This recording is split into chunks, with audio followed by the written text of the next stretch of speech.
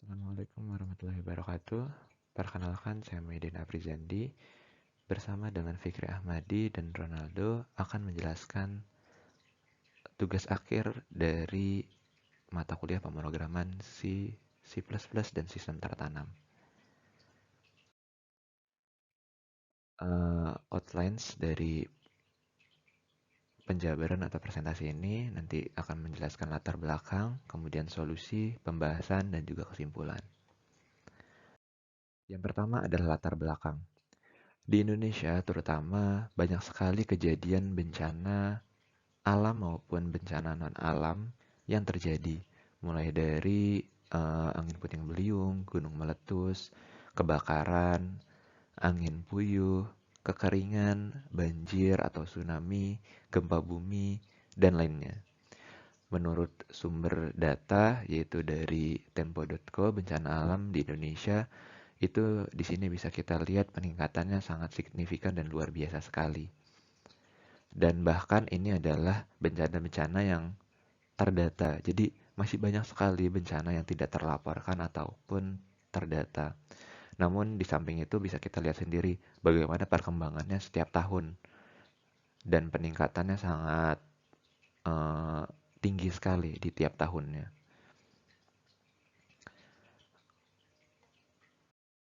Salah satu bencana yang sangat dikhawatirkan yaitu bencana kebakaran rumah atau gedung. Nah, bencana ini bisa dikategorikan menjadi bencana alam maupun non-alam. Bisa disebabkan oleh alam sendiri ataupun bisa juga oleh manusia. Mulai dari karena konsleting listrik, karena kebakaran, kebocoran gas, dan sebagainya. Dari sebuah sumber berita juga, yaitu Tribun Bandar Lampung. Di Bandar Lampung sendiri ada 134 kasus kebakaran sepanjang tahun 2018. Dan menurut Kepala BPBD atau Badan Penanggulangan Bencana Daerah Bandar Lampung, Bapak Samsul Rahman menjelaskan bahwa penyebab terbanyak dari kebakaran ini adalah konsleting listrik dan kompor meledak. Artinya ini eh, bencana yang termasuk dalam kategori non-alam.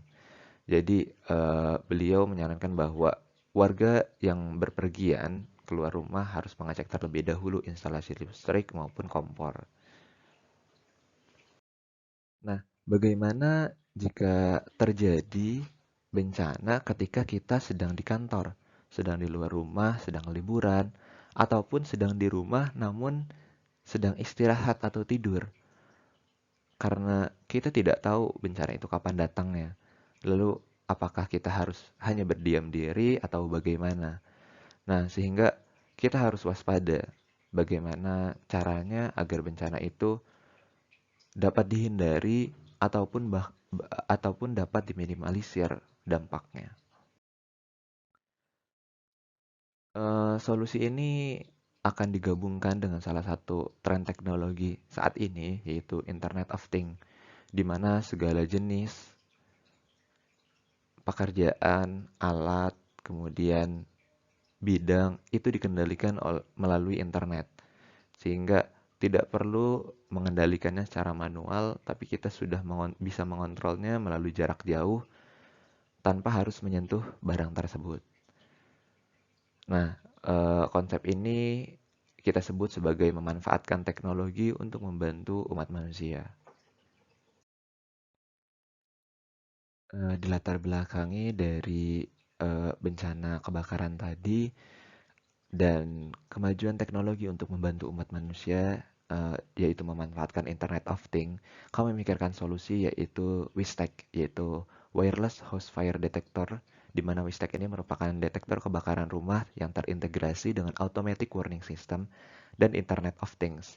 Jadi nantinya WISTEC ini akan dipasang di rumah-rumah atau gedung-gedung, di mana WISTEC ini akan bekerja mengandalkan sensor suhu dan kelembapan di awal pengembangannya. Jadi di awal kami hanya menggunakan satu sensor.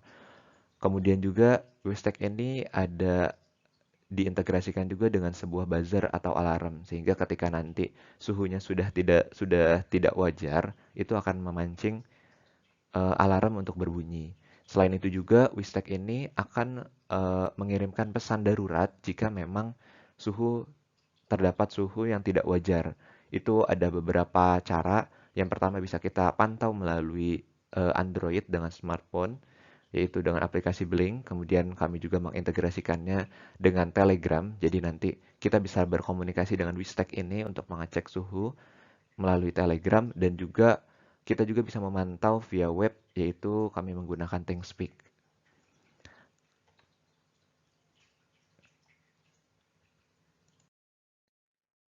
Ini ada sebuah kutipan,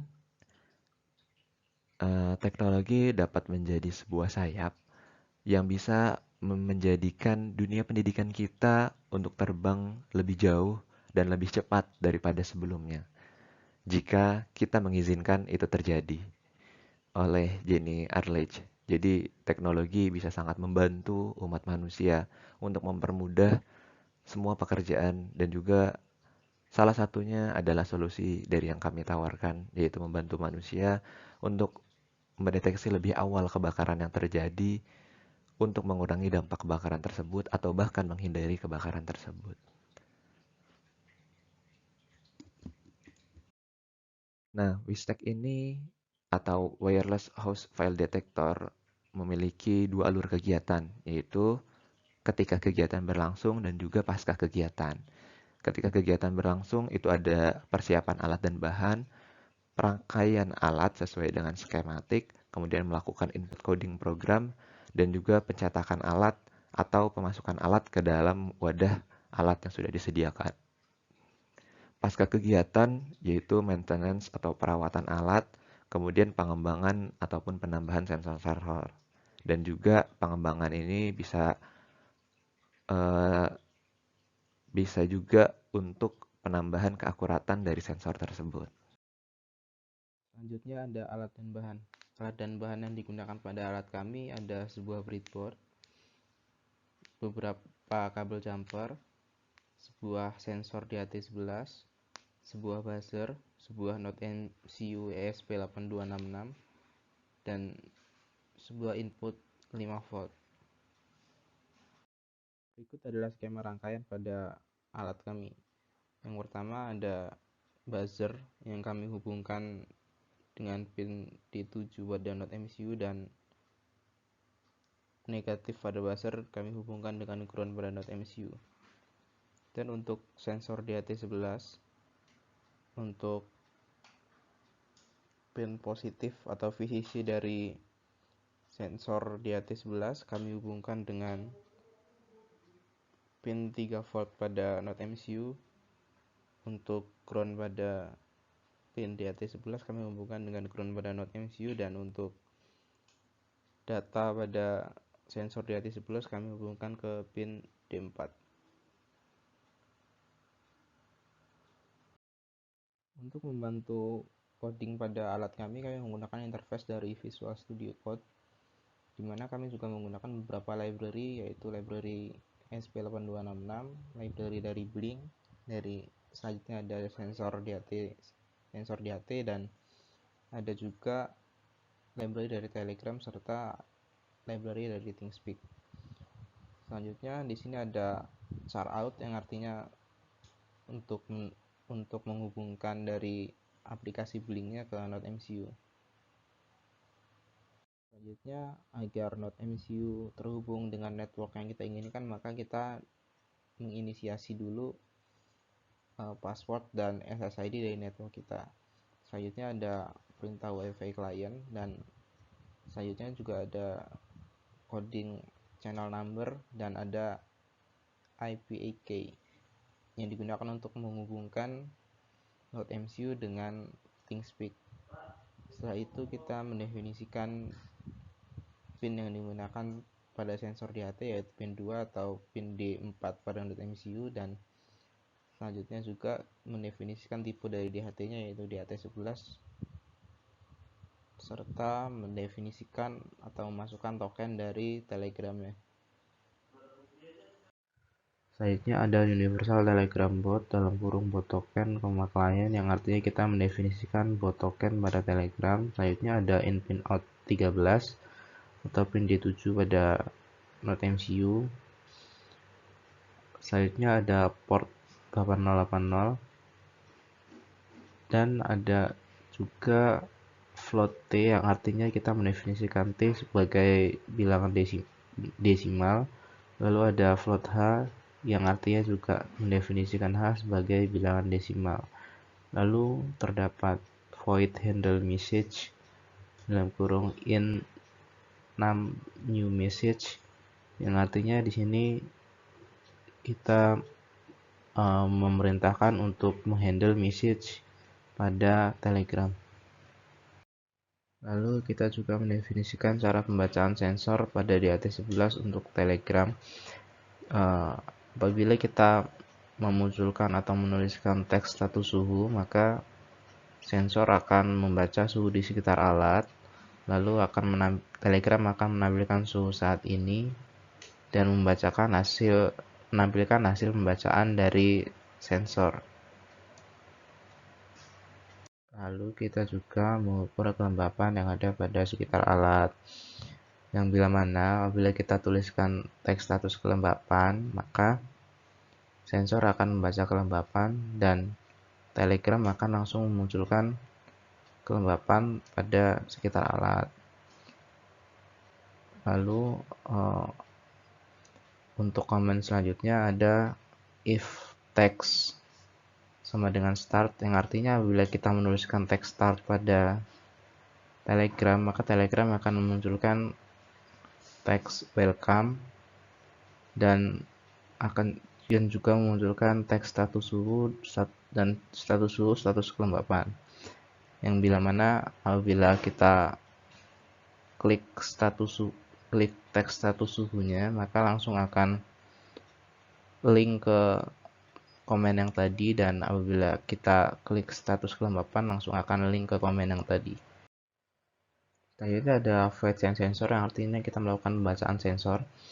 Yang pertama ada float H sama dengan DHT rate humidity yang artinya adalah membaca kelembapan atau humidity, yang dimana juga H kita definisikan sebagai bilangan desimal. Lalu ada float T sama dengan rate temperatur yang artinya membaca temperatur atau suhu, yang dimana T kita definisikan sebagai bilangan desimal. Lalu ada if is none H dan is none T yang artinya bila tidak terbaca maka akan tertampil teks failed to read from DHT sensor. Selanjutnya ada blink virtual write V5,T yang artinya T di sini kita hubungkan dengan pin virtual 5 dari blink. Selanjutnya ada blink virtual write V6,H yang artinya H di sini kita hubungkan dengan pin virtual 6 pada blink. Selanjutnya kita mendefinisikan komen pada blink yang dimana apabila suhu di atas 30 derajat maka buzzer akan berbunyi dan blink akan mengirimkan email ke alamat email yang sudah tertera yang akan bertuliskan ESP8266 alert dan temperatur over 30 derajat Celcius, dan juga akan mengirimkan notifikasi pada handphone yaitu alert temperatur over 30 derajat Celcius. Yang di sini juga kita gunakan delay selama 5 detik, lalu buzzer akan mati, dan nanti apabila suhu masih di atas 30 derajat maka akan mengulangi perintah yang sebelumnya. Lalu selanjutnya terdapat voice setup, yaitu ada serial begin 115200 dan blink begin. Lalu terdapat perintah ThinkSpeak.begin client yang artinya kita menginisiasi ThinkSpeak. Lalu juga ada DHT begin untuk menginisiasi sensor DHT. Lalu ada timer set interval. Lalu ada WiFi mode, WiFi begin yang kita artinya juga mendefinisikan WiFi di sini. Dan ada perintah while WiFi status yang artinya bila WiFi-nya tidak terkoneksi maka akan tertampil teks WL connected dan akan delay selama 5 detik, yang lalu nantinya akan mengulang ke perintah sebelumnya, yaitu akan menyambungkan WiFi-nya lagi. Lalu terdapat perintah if WiFi status WL connected, lalu ada serial print attempting to connect to SSID, yang artinya apabila WiFi-nya tidak terhubung, maka akan tertampil tulisan tersebut. Lalu ada serial print, lalu ada perintah while WiFi status WL connected, maka akan mencoba connect ulang ke WiFi tersebut, lalu akan delay selama 5 detik untuk mencoba connect lagi. Lalu apabila sudah terkoneksi, maka akan tertampil tulisan connected. Lalu terdapat komen blink run, timer run. Lalu terdapat komen untuk pembacaan sensor, yaitu H sama dengan DHT read humidity dan T sama dengan DHT read temperatur. Untuk pembacaan sensor DHT 11 yaitu kelembapan dan temperatur atau suhunya. Dan apabila tidak terbaca atau if is none H atau is none T, maka akan memunculkan text failed to read from DHT sensor. Lalu di sini kita menginisiasikan field pada ThingSpeak-nya, yaitu kita menggunakan perintah ThingSpeak.setField 1,t, yang artinya di sini field 1 kita definisikan sebagai pembacaan sensor T, dan ThingSpeak setField 2h yang artinya kita mendefinisikan field 2 sebagai pembacaan dari humidity atau kelembapan. Lalu di sini ada ThingSpeak.setStatus untuk set status dari ThingSpeak-nya. Lalu kita melakukan pembacaan ThingSpeak channel, yaitu inX sama dengan ThingSpeak, write field my channel number, write API key. Lalu ada if x sama dengan 200. Selanjutnya ada perintah atau command else yang apabila tidak sesuai maka akan memunculkan text problem updating channel. Lalu ada if milis lebih besar last time bot run plus bot request delay. Lalu ada in new message sama dengan bot.get update dalam kurung bot.last message receive plus 1. Lalu ada perintah while new message. Lalu ada serial print code response yang artinya memunculkan text code response.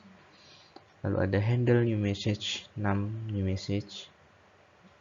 Lalu kita definisikan num new message sebagai bot.get update bot dalam kurung bot as message receive plus 1.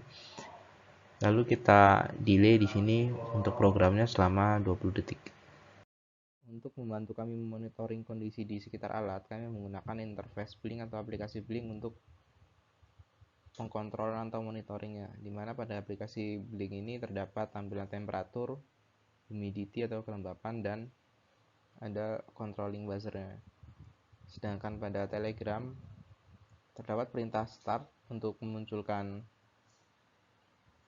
kalimat welcome, dan untuk mengecekkan suhu menggunakan perintah status suhu, sedangkan untuk pengecekan kelembapan atau humidity menggunakan kalimat status kelembapan.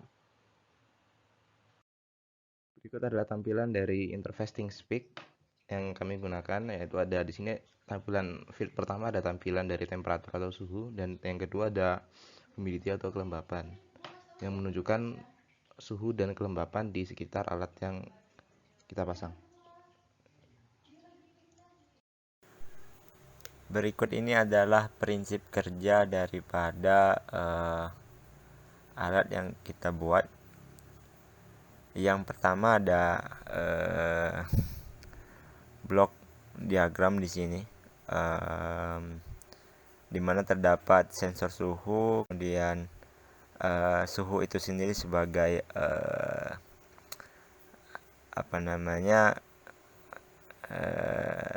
sinyal analog yang akan ditangkap oleh sensor suhu, kemudian dikomputasi oleh node MCU. Nah, kemudian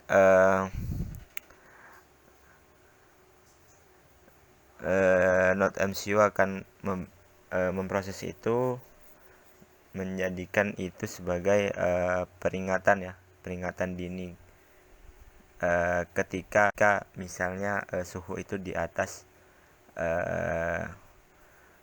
daripada suhu normal, atau ada pemicu atau memicu kebakaran di rumah gitu. Kemudian hal ini bisa diakses ya melalui internet atau cloud ya, atau server. Nah, kemudian user itu bisa memonitoring alat yang berada di rumah tersebut melalui internet. Nah, yaitu dengan ditunjukkan ke notifikasi HP dan juga ke pemadam kebakaran gitu. Kira-kira seperti itu prinsip kerja daripada alat ini. Kemudian ini adalah hasil simulasi yang telah kita lakukan. Yang pertama itu pada sensor suhu membaca 33,63, kemudian pada termometer yang sebenarnya itu 34,5. Error yang terjadi untuk yang pertama ini adalah 2,52%. Peringatan kebakaran tidak. Kemudian yang kedua 33 Celcius ya, dan juga pada termometer itu 33 dengan error 1,19%, dan peringatan kebakarannya tidak. Pun gitu seterusnya, bisa dilihat pada slide. Akumulasi atau rata-rata daripada percobaan ini menghasilkan error sebesar 1,4%.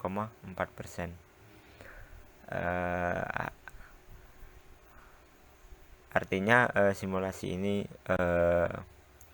sudah cukup bisa untuk digunakan.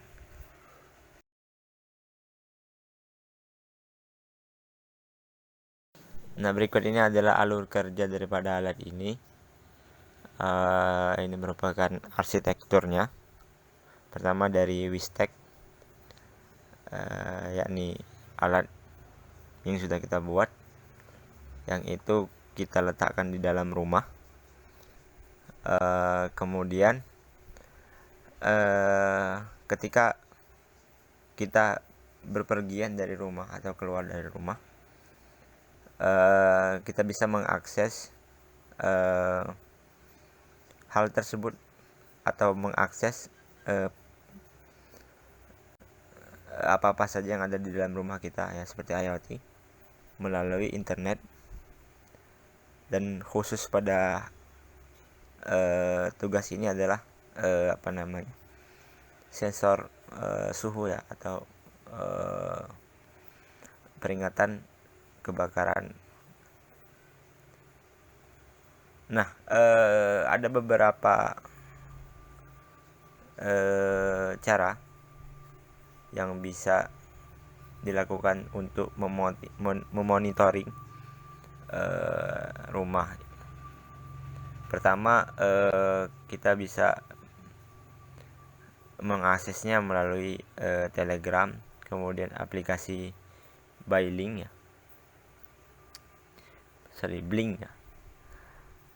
Kemudian bisa kita akses melalui web ThingSpeak.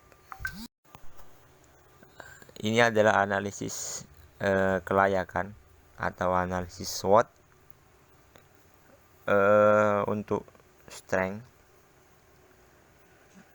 Alat ini merupakan teknologi terbaru ya, IoT. Kemudian informasinya secara berkala atau secara real time. Kemudian monitoring mudah dilakukan karena cukup dengan mengakses internet saja. Kemudian peringatan ini juga diberikan secara otomatis.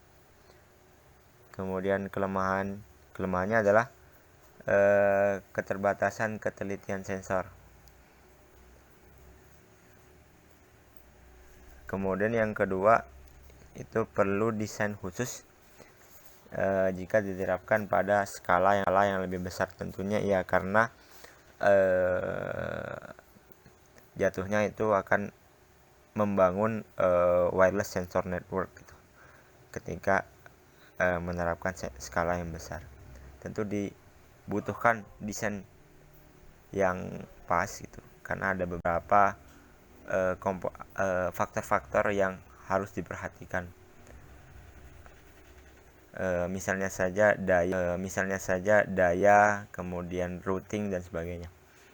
Kemudian yang ketiga adalah perlu validasi dari pakar. Selanjutnya adalah opportunity atau peluang. Terdapat alternatif media jaringan internet dan peringatan. Kemudian menggunakan perangkat yang ada di pasaran. Dan terakhir menggunakan perangkat yang hemat energi ya. Kemudian threat. Pertama, kurangnya minat dan pengetahuan dari masyarakat ini juga menjadi suatu concern kita sebagai engineer untuk memahamkan masyarakat akan hal ini.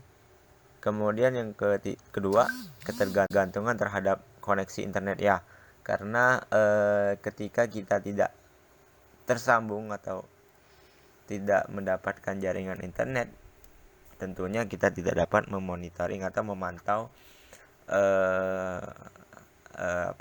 sensor kita. Yang ketiga adalah ancaman kerusakan alat akibat kebakaran itu sendiri. Ya, memang ketika telat untuk dilakukan pencegahan, ketika hanya trigger kebakaran itu atau adanya suatu pemicu kebakaran, ketika user itu telat melakukan pencegahan atau melakukan pemadaman, maka ancaman ini akan terjadi ya. Alat juga akan ikut terbakar gitu. Kita masuk ke kesimpulan. WISTEC atau Wireless House Fire Detector ini menjadi salah satu inovasi pemanfaatan teknologi dalam early system warning kebakaran dengan pemanfaatan IoT. Pengembangan ini dapat dilakukan ke depannya yakni dengan menambahkan sensor, kemudian meningkatkan akurasi, dan juga mengembangkan interface dan controlling via web, pun juga dengan mobile, dan juga pengembangan lainnya agar sistem ini atau Wireless House Fire Detector atau WISTEC ini menjadi lebih baik lagi ke depannya, dan juga bisa diterapkan ya di masa yang akan datang dengan tingkat kecanggihan dan tingkat akurasi itu lebih tinggi dengan adanya pengembangan tersebut. Ini saja yang dapat kami sampaikan. Apabila ada salah kata maupun perbuatan yang kurang berkenan, mohon dimaafkan. Billahi taufiq wal hidayah. Wassalamualaikum warahmatullahi wabarakatuh.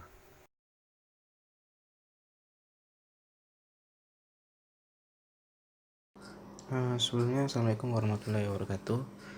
Di sini saya akan mendemokan hasil kerja atau alat dari kelompok kami. Yang pertama, ini adalah alat pendeteksi kebakaran ya. Jadi di sini kami setting untuk dia mendeteksi kebakaran atau alarm akan berbunyi itu pada saat temperatur di atas 30 derajat. Jadi untuk sekarang kita akan coba naikkan temperaturnya dari 29 derajat Celcius, kita naikkan sampai menjadi di atas 30 derajat ya.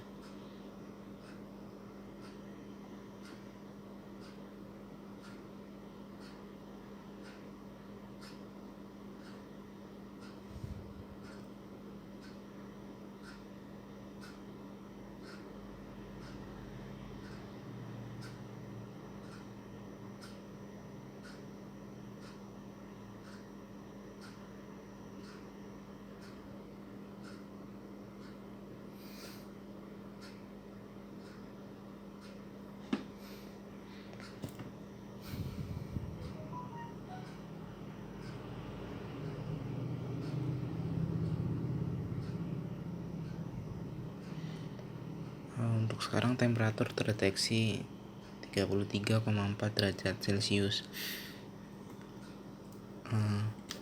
Untuk buzzernya tadi salah peletakan kabelnya.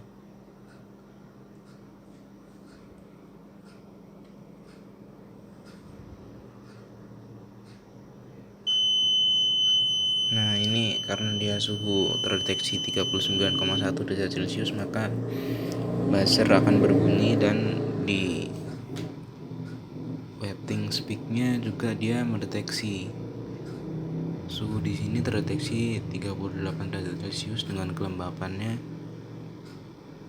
terdeteksi 35%.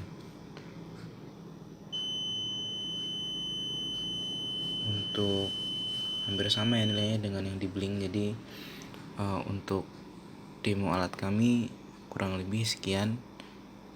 Ini alatnya digunakan untuk mendeteksi kebakaran yang kami analogikan bahwa kebakaran di sini akan terjadi pada saat suhu di atas 30 derajat Celcius. Ini mungkin sekian untuk demo dari alat kami. Saya akhiri. Wassalamualaikum warahmatullahi wabarakatuh.